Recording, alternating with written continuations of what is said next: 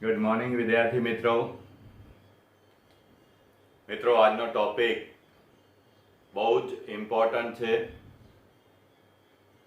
ગઈ વખતે આપણે એની ઓવરલોડ મતલબ કે સમગ્રપણે આના કયા કયા પોઈન્ટ છે એની ચર્ચા કરી હતી. હવે જે છે મેથેમેટિકલ સ્ટેપ્સ છે બધા જે તમને થિયરીમાં પૂછાય છે, દાખલા ને એમસીક્યુ માટે છે. તો સાથે સાથે લખતા જાઓ. હા, ચાલો કાઢી લો નોટ પેન. Be alert. તો ચેપ્ટર 4 ટોપિક છે પ્રક્ષિપ્ત ગતિ, પ્રોજેક્ટાઇલ મોશન, જેની થોડીક ચર્ચા ડિસ્ક્રિપ્ટિવલી આગળ વાત કરી હતી. હવે એને આગળ વધારીએ તો પ્રક્ષિપ્ત ગતિ એટલે શું? તો કે જો કોઈ પદાર્થને સમક્ષિતિજ સાથે કંઈક અંશના ખૂણે માત્ર ગુરુત્વાકર્ષણ બળની અસર હેઠળ ફેંકવામાં આવે તો પદાર્થની આવી ગતિને પ્રક્ષિપ્ત ગતિ કહે છે અને ગતિ કરતા પદાર્થને પ્રક્ષિપ્ત પદાર્થ કહે છે. જેમ કે તમે ઓલિમ્પિક્સમાં ખેલકૂદમાં જોયું હશે કે બરછી ફેંક હોય તો બરછી ફેંક કરે ત્યારે એ આમ સીધી પણ ન કરે, આમ ઊંચી પણ ન કરે, સમક્ષિતિજ સાથે કંઈક અંશના ખૂણે ફેંકે. ફૂટબોલને કિક મારીએ તો ફૂટબોલની ગતિ, તોપમાંથી ઘોડો છોડીએ તો એની ગતિ, મિસાઇલ છોડીએ તો મિસાઇલની ગતિ, આ બધી જ ગતિ પ્રક્ષિપ્ત ગતિના ઉદાહરણ કહી શકાય. હવે આવી પ્રક્ષિપ્ત ગતિમાં અગત્યના પોઈન્ટ ગયે વખતે આપ્યા હતા કે જો કંઈક અંશના ખૂણે ફેંકીએ તેનો શરૂઆતનો વેગ એ x અક્ષ સાથે સમક્ષિતિજ સાથે થીટા અંશના ખૂણે છે. જ્યારે કોઈ પણ સદિશ રાશિ કંઈક અંશના ખૂણે હોય ત્યારે પહેલું કામ કરવાનું છે એને પરસ્પર લંબ એવા બે ઘટકોમાં વહેંચી નાખવાનું. એટલે આપણે બે ઘટક વહેંચ્યા. સમક્ષિતિજ દિશાનો ઘટક એટલે cos થીટા ઘટક, ઉર્ધ્વ ઘટક કે અધો ઘટક એટલે કે cos થીટા ને લંબ એટલે થઈ ગયો sin થીટા ઘટક. પછી ખાસ સમજાવ્યું હતું કે x દિશામાં ગતિ જે છે એ દરમિયાન એની પર લાગતું ગુરુત્વાકર્ષણ બળ લંબ દિશામાં છે. આ સમક્ષિતિજ દિશાની ગતિને લંબ દિશામાં ગુરુત્વાકર્ષણ બળ છે, જેનો મતલબ થયો કે આ બળની અસરકારકતા સમક્ષિતિજ દિશામાં 0 કારણ કે 90 અંશ છે. આમ બળ 0 તો પ્રવેગ 0, પ્રવેગ 0 તો વેગનો ફેરફાર 0 એટલે કે વેગ અચળ. આમ x દિશામાં પદાર્થની અચળ વેગી ગતિ ગણી શકાય.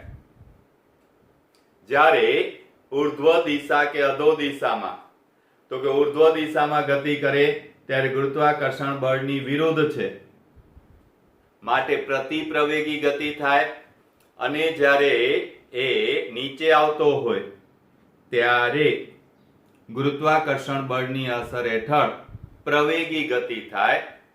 એટલે કે y દિશામાં અચળ પ્રવેગી ગતિ, અને આ પ્રવેગ ગુરુત્વાકર્ષણ બળને કારણે છે એટલે ગુરુત્વીય પ્રવેગ. એ બરાબર g પ્લસ કે માઇનસ. ઉપર જતો હોય તો માઇનસ g, નીચે આવતો હોય પદાર્થ તો પ્લસ છે. આમ પ્રક્ષિપ્ત ગતિને પરસ્પર લંબ એવા બે ઘટકોમાં વહેંચી શકાય. જુઓ એની આકૃતિ.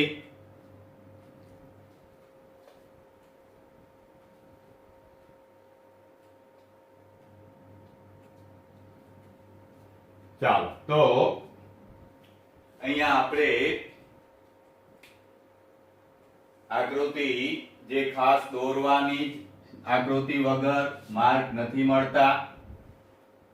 આ છે x દિશા અથવા સમક્ષિતિજ દિશા, આ છે y દિશા અથવા ઉર્ધ્વ દિશા.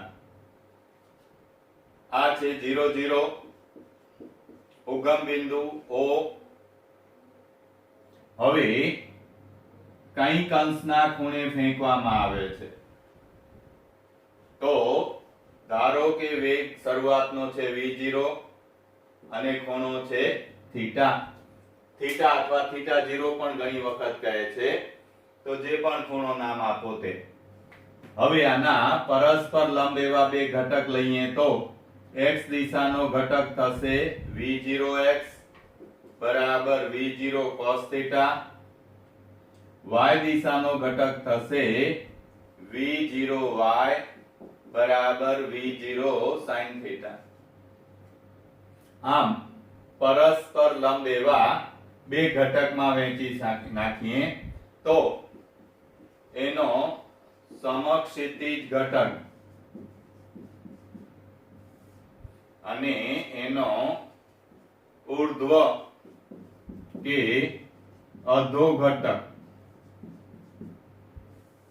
મતલબ કે જ્યારે ઉપર જશે ત્યારે ઉર્ધ્વ કહેવાય અને પાછો આવતો હોય ત્યારે અધો કહેવાય. હવે સમક્ષિતિજ દિશાનો ઘટક કેટલો થશે? તો કે વેગ v0x બરાબર v0 cos થીટા. તો ઉર્ધ્વ કે અધો દિશા y દિશાનો ઘટક થશે v0 sin થીટા. x દિશામાં સમક્ષિતિજ દિશામાં અચળ વેગી ગતિ, તો y દિશા કે ઉર્ધ્વ દિશામાં અચળ પ્રવેગી ગતિ.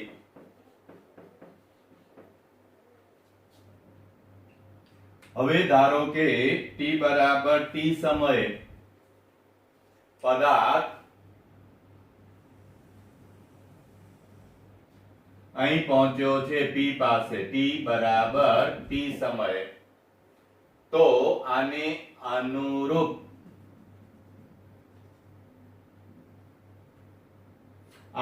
અનુરૂપ x દિશામાં કાપેલું અંતર x હોય, સમય t હોય, વેગ અચળ હોય, તો એક જ સૂત્ર વપરાય, વેગ બરાબર સ્થાનાંતર ભાગ્યા સમય.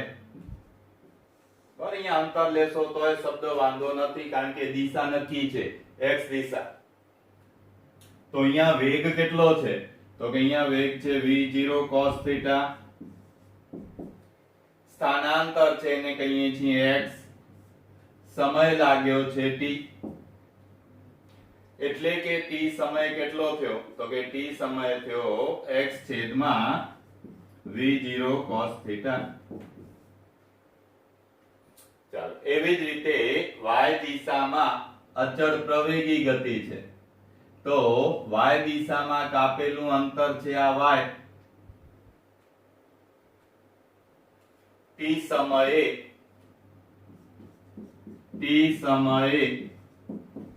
y દિશામાં કરેલું સ્થાનાંતર y હોય તો, બરાબર. અહીંયા અચળ પ્રવેગી ગતિ છે.